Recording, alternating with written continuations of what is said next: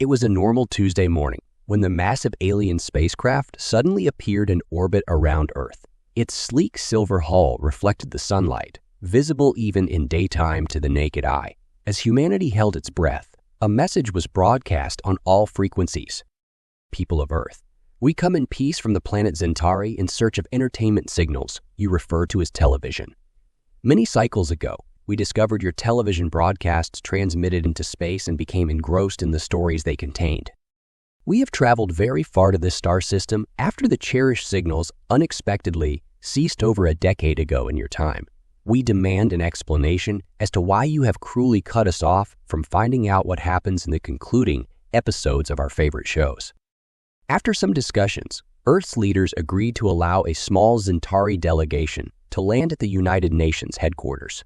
The silver-skinned aliens that emerged were bipeds like humans, but taller, with elongated bald heads and pure black eyes. Their spokesperson, in flowing purple robes, introduced himself to the anxiously waiting diplomats. I am Zenorka, Minister of Entertainment for the Centauri people. Again, we have come seeking an explanation as to why you humans ceased transmitting television signals into space. Our civilization is one that values relaxation and amusement, and your TV shows have become widely cherished on my world. When the signal stopped, there was dismay spread across all of Centauri. Explain yourselves. The UN Secretary General stepped forward, clearing his throat. Minister Zenorka, on behalf of humanity, allow me to clarify what has transpired.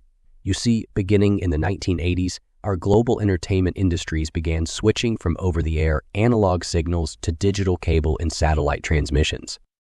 Rather than shows being broadcast freely into space, they are now encoded transmissions requiring special receivers to decode.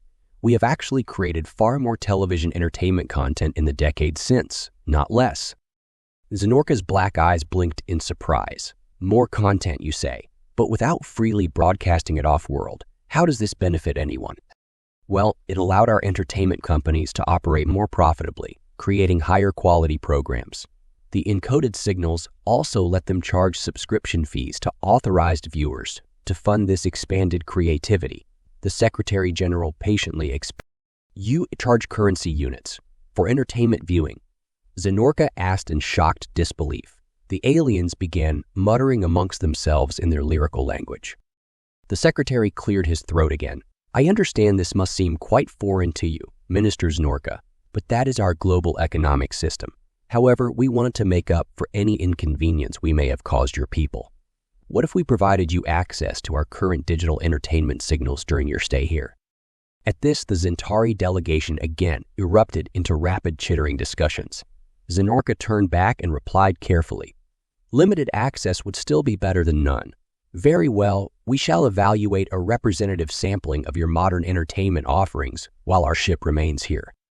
And so enormous servers full of mankind's digital TV and movie content were set up for connection to the orbiting starship.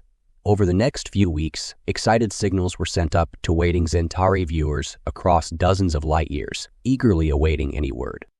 The aliens ended up binging ravenously on all forms of human visual entertainment.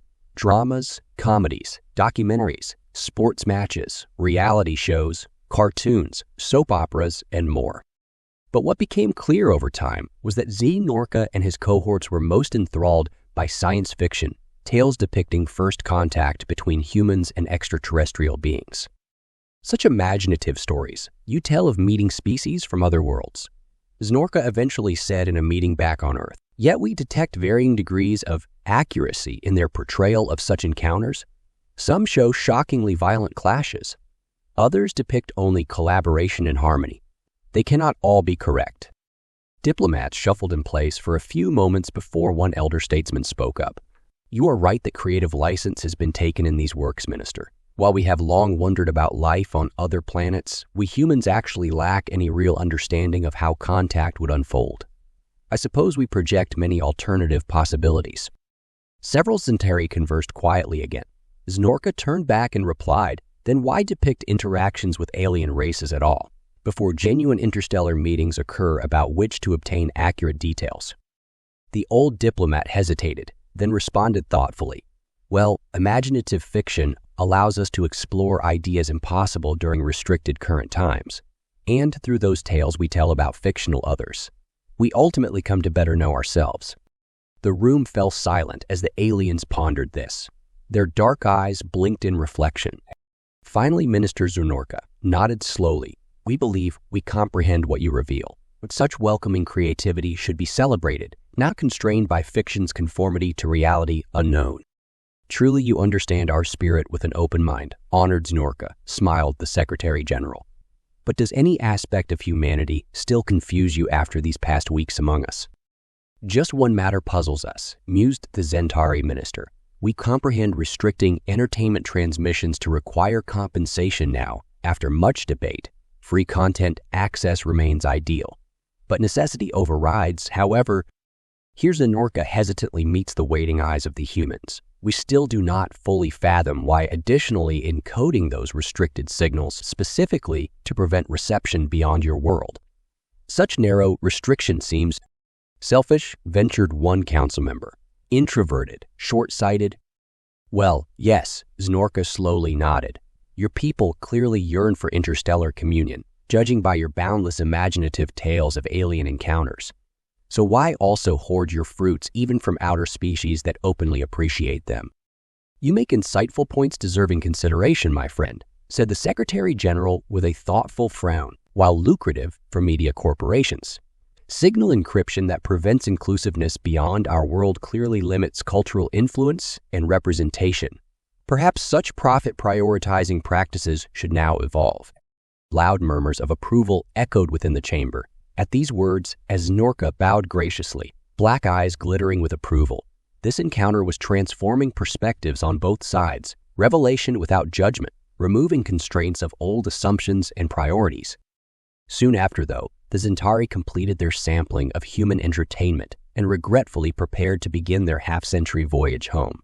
As the Silver Star ship slowly raised itself skyward on a shaft of blue energy, Zunorka transmitted a final gracious message to the entire planet below.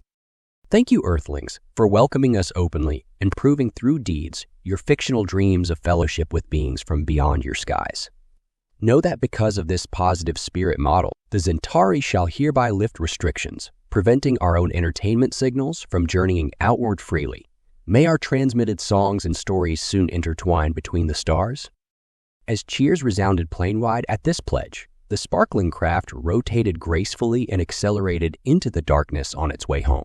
But years later, a terrific celebration occurred when finally Earth's dishes detected wondrous entertainment streams at last arriving from that far foreign sun. Strange new harmonies and imaginative sagas greeted humanity, while more familiar tales of Earth itself were eagerly received back on Zentari.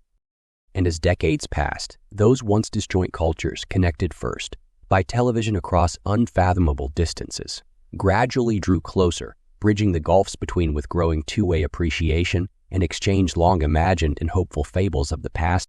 Soon enough, juniors near Norcas and Zoas walked earthly streets and playgrounds alongside little Anwaras and Aishas, the now diversely populated schoolrooms resounding with shared laughter. This bonding prospered as former restrictions dissolved, vividly realizing those prophetic visions of human and alien relationships reflected on screens everywhere for so long, until the outward longing they embodied burst forth undeniably.